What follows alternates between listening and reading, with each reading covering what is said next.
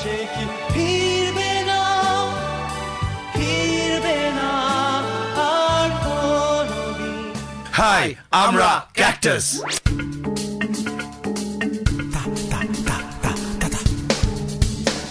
আপনারা শুনছেন 90.8 মেগাহার্টজে community radio JU. সম্পূর্ণ নন কমার্শিয়ালি যে একটা এফএম স্টেশন চালানো যায় তার একটা অসাধারণ দৃষ্টান্ত হচ্ছে কমিউনিটি রেডিও জেইউ। আর বিশেষ করে এখানে নতুন ট্যালেন্টসদের জন্য মানে দরজা সব সময় খোলা রয়েছে, সেটা শুনেও আমরা খুব খুশি হলাম। আর সম্পূর্ণ নন কমার্শিয়ালি যে একটা এফএম স্টেশন চালানো যায় তার অসাধারণ দৃষ্টান্ত হচ্ছে কমিউনিটি রেডিও জেইউ। বিশেষ করে এখানে প্রচুর নতুন ট্যালেন্টসদের সুযোগ দেওয়া হচ্ছে। প্রায় 200 মতো ব্যান্ড এখানে এসে পারফর্ম করে গেছে, কথা বলে গেছে, আড্ডা মেরে গেছে, সেটা জেনে আমরা খুব খুব খুশি। কাজেই এদের যে মূল ভাবনা ভয়েস ফর দ্য ভয়েসলেস, সেটার প্রতি ক্যাকটাসের সম্পূর্ণ সমর্থন রইল। তাই আমাদের তরফ থেকে কমিউনিটি রেডিও জেইউকে অল দ্য বেস্ট। শুনছেন যাদবপুর বিশ্ববিদ্যালয়ের নিজস্ব রেডিও স্টেশন 90.8 মেগাহার্টজে। অনুষ্ঠান কেমন লাগছে আমাদের জানাবেন। আপনারা আমাদের জানালে আমরা খুশি হব। 2414-6060 2414 6060 2414-6060 2414 6060।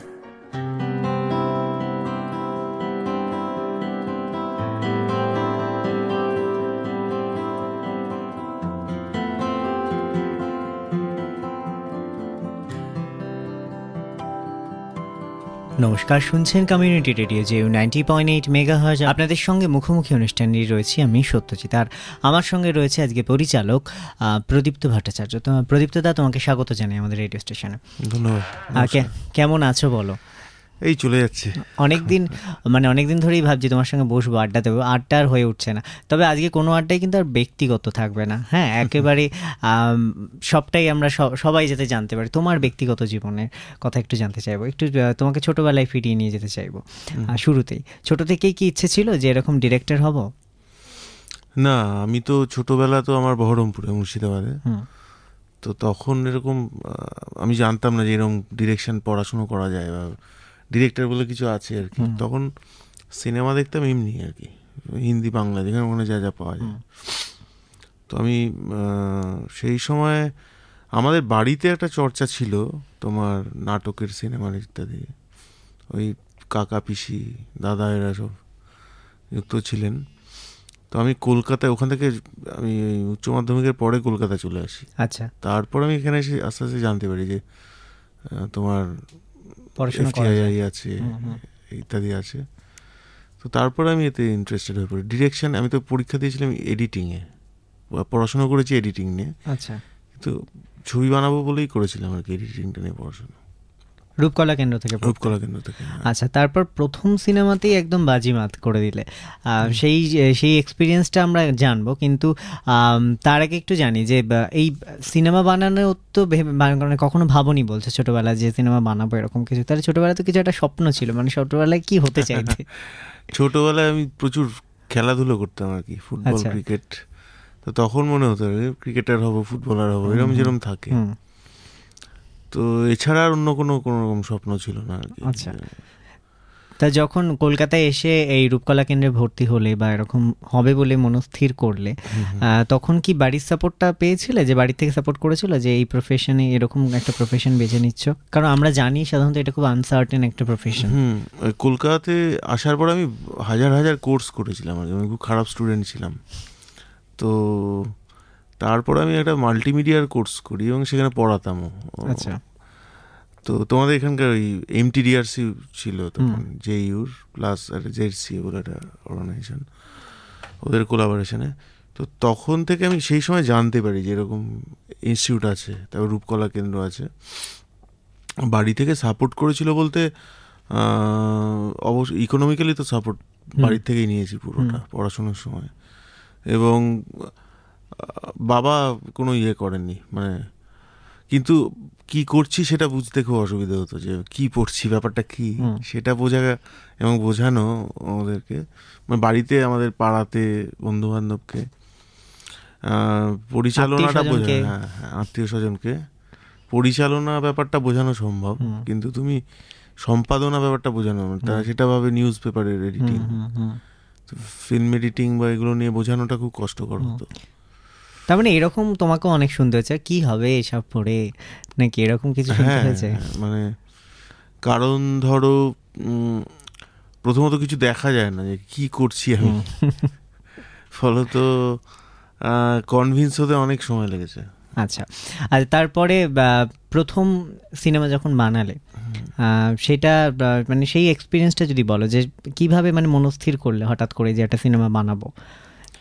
না, হঠাৎ করে করিনি, কারণ হচ্ছে প্রথম থেকেই আমি পড়াশোনা করতে করতেই ভেবেছি ছবি বানাবো। ফলত আমি সেই সময় শর্ট ফিল্ম ইত্যাদি করতাম। শর্ট ফিল্ম আমি এখনও করি, তো শর্ট ফিল্ম করি এবং ভাবি যে ফিচার ফিল্ম করবো এবং তো প্রথম ছবি কিন্তু আমি ওইভাবে ধরি না যে ফিচার ফিল্মটা আমার প্রথম ছবি, আমার শর্ট ফিল্ম প্রথম ছবি আর কি। আমি ইনস্টিটিউটে করেছিলাম স্টিমুলিভ, বাইরে সেটা করেছিলাম ফুয়েল। তো আমি বিভিন্ন পর্যায়ে বিভিন্ন ছবি করতে থাকি, কখনো ফিচার, কখনো শর্ট, কখনো ডকুমেন্টারি। তো সেই হিসেবে প্রথম ছবি আমার ফুয়েল ধরা যেতে পারে ইনস্টিটিউটের বাইরে। আর তুমি যেটা বলছো বাকিটা ব্যক্তিগত, যে ফিচার ফিল্মটা, সেইটা তোমার ভাবনা চিন্তা হয়েছিল অনেকদিন আগে, 2008 সালটা নাগাদ। আচ্ছা, ভাবনা তোমারই ছিল? হ্যাঁ, সেইটা তোমার সেটা বহুদিন আগেকার একটা ছোট্ট ইনসিডেন্ট ছিল, সেটা আমার মনে থেকে গিয়েছিল আর কি। সেখান থেকে আমি ওখানে 2008-এ একটা স্ক্রিপ্ট লিখতে শুরু করি, 2010-এ শুটিং করি আর কি। আচ্ছা, আমার একটু খুব জানতে ইচ্ছে করে যে বাকিটা ব্যক্তিগততে আমরা যে গ্রামটা দেখেছি, একটা প্রেমের গ্রাম, এরকম কি কোনো গ্রাম আছে সত্যি সত্যি তোমার জানা, যেখানে গেলেই মানুষ প্রেমে পড়ে যায়? সবারই আছে, গেলেই পাওয়া যায় আর কি। আচ্ছা, না এরকম কোনো গ্রামের সন্ধান কি তোমার জানা আছে সত্যি সত্যি? পার্টিকুলার কোনো গ্রাম নেই, ধরো তোমার একটা গ্রাম হলো, আমার একটা গ্রাম হলো, এরকম মানে যার যার কাছে মানে যেটা ভালোবাসার। তারপর জাতীয় পুরস্কার প্রাপ্তি, সেই এক্সপিরিয়েন্সটা একটু বলো। জাতীয় পুরস্কারের বিষয়টা হচ্ছে যে এক্সপেক্ট করেছিলে? এক্সপেক্ট করেছিলাম, কারণ পাঠিয়ে তো ছিলাম, ওই জন্য এক্সপেকটেশন ছাড়া তো পাঠানো ইয়ে নেই। তো যেটা হচ্ছে যে তার আগে আমাদের গোটা টিমের খুব সমস্যা হয়েছিল, তোমার এই ছবিটা বন্ধ হয়ে আটকে গেছিল, হাত ঘুরে বিভিন্ন জায়গাতে, ফাইনালি রিলিজ করে তারপর চলেনি। তারপর আমি বিভিন্ন জায়গায় ছবি দেখাতে শুরু করি, এসব করে। তো তারপরে যখন এটা এলো, তাতে আমাদের যারা কাজ করেছিলাম আমরা প্রত্যেকের একটা স্বীকৃতি এলো যে হ্যাঁ, আমরা একটা খুব খেটে খুঁটে অনেকদিন ধরে ইয়ে করে একটা ছবি করেছিলাম, সেটা একটা স্বীকৃতি পাওয়া গেল। তো সেই জিনিসটা খুব ভালো লাগার একটা ব্যাপার ছিল। আচ্ছা বেশ, আমরা আরও গল্প শুনবো, কিন্তু এখন সময় একটা বিরতির, নিয়ে নিচ্ছে একটা ছোট্ট বিরতি, ফিরে আসছি এক্ষুনি।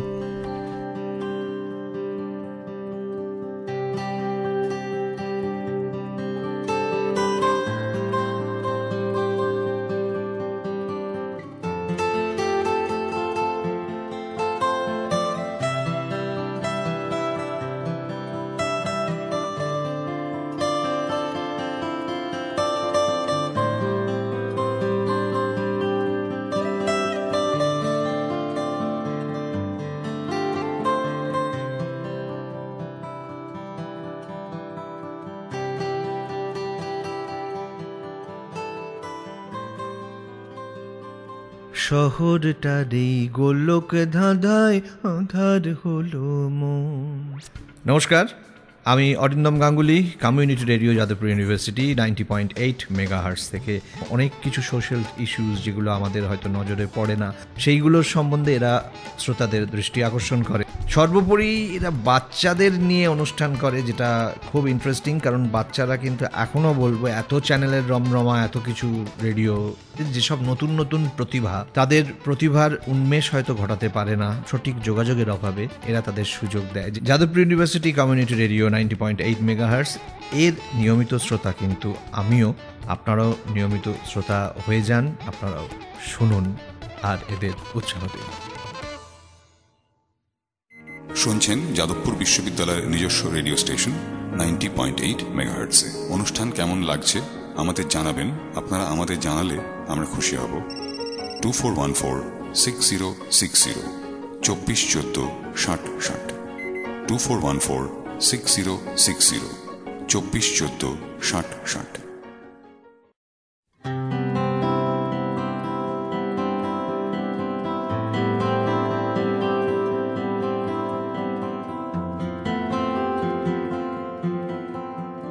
ফিরে এলাম বিরতির পর, শুনছেন কমিউনিটি রেডিও জিও 90.8 মেগাহার্জ। আপনাদের সঙ্গে মুখোমুখি অনুষ্ঠান নিয়ে রয়েছি আমি সত্যজিৎ, আর আমার সঙ্গে রয়েছে আজকে প্রদীপ্ত দা, মানে পরিচালক প্রদীপ্ত ভট্টাচার্য।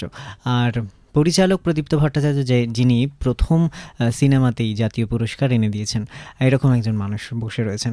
এই জন্য খুব জানতে ইচ্ছে করে যে পুরস্কার প্রাপ্তির পরবর্তীকালে কি লাইফস্টাইল পাল্টিয়েছে কোনো রকমভাবে, বা সিনেমা করতে গিয়ে কি অনেক সহজ হয়েছে পথটা, নাকি আরও কঠিন হয়েছে?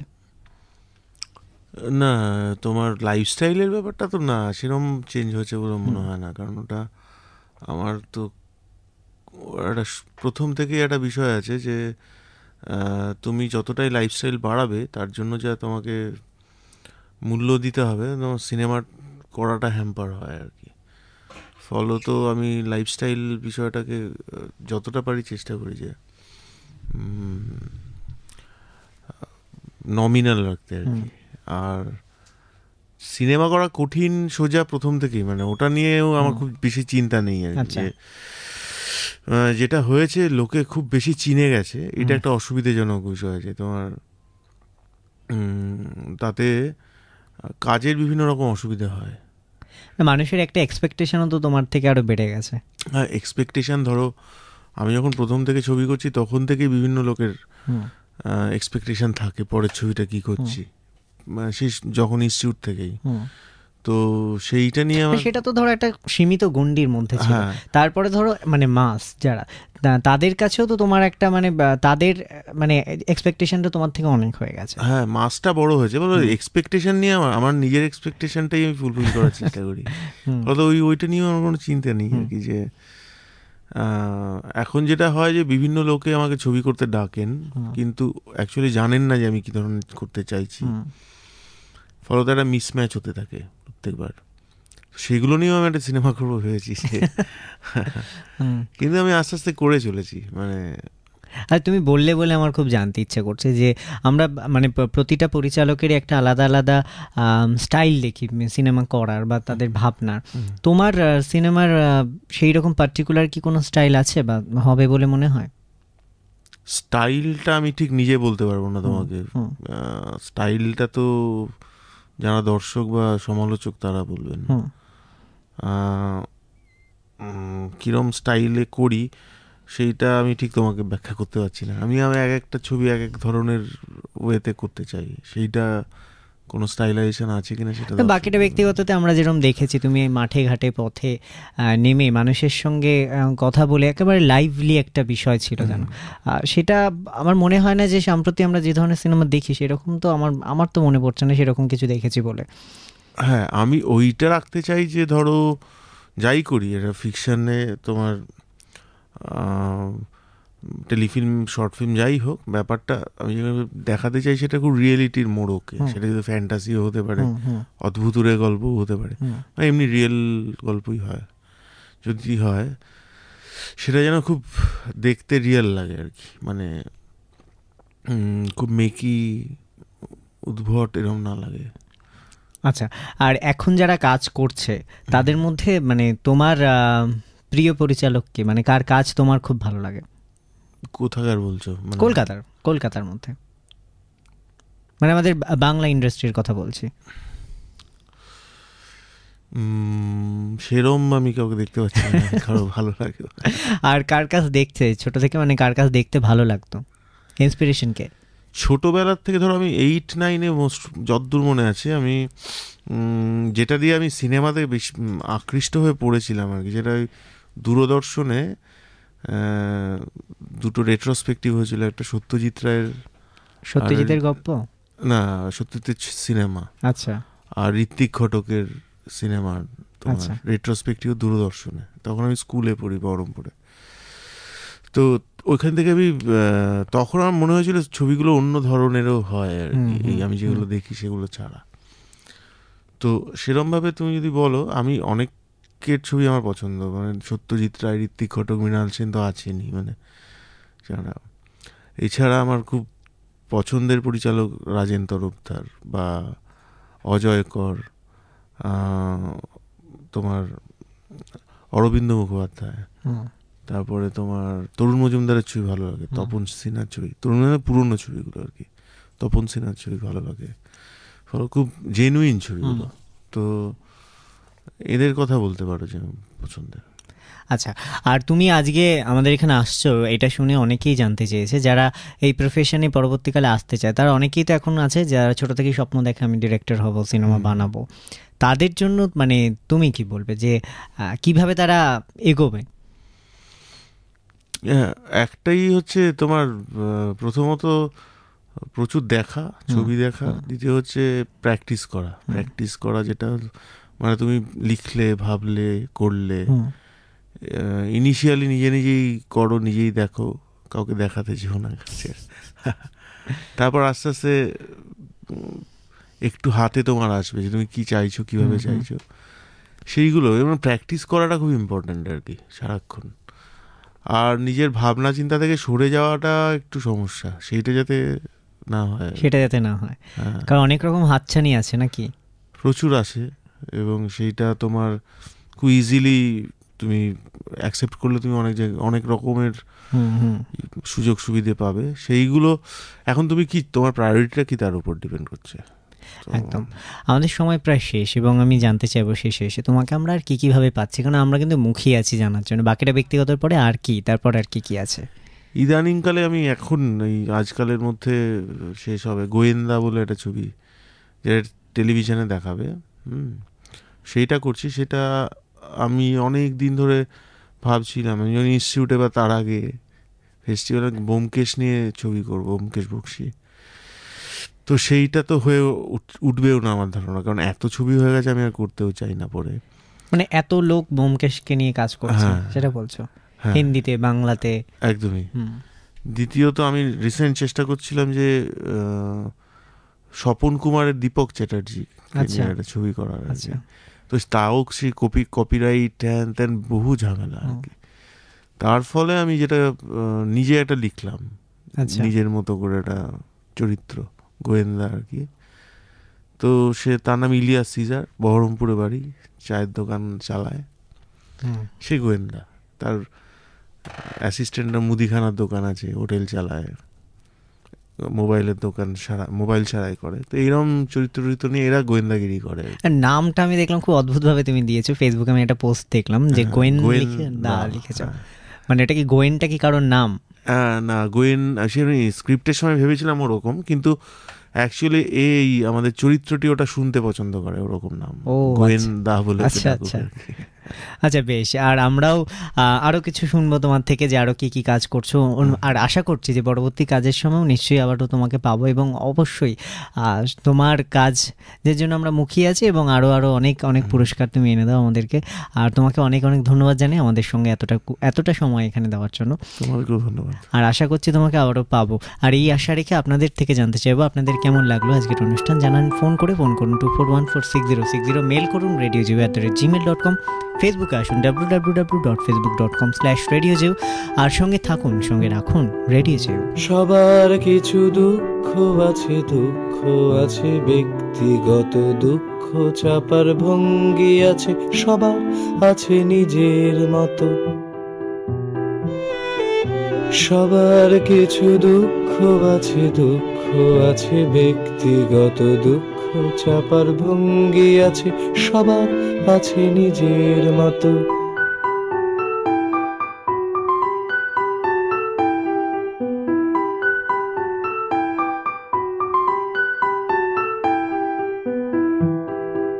সবার কিছু কথন আছে, কথক যদি নাও বা থাকে, কেউ বা কথা কাপড় মেলা দড়িতে তাই টানিয়ে রাখে। সবার আছে গাছের মতো অনাদি স্বপ্নে শব্দ, বালিশ তুলে জমিয়ে রাখা অক্ষরহীন নীল পদ্ম। সবার কিছু দুঃখ আছে ব্যক্তিগত দুঃখ, চাপার ভঙ্গি আছে সবার, আছে নিজের মতো।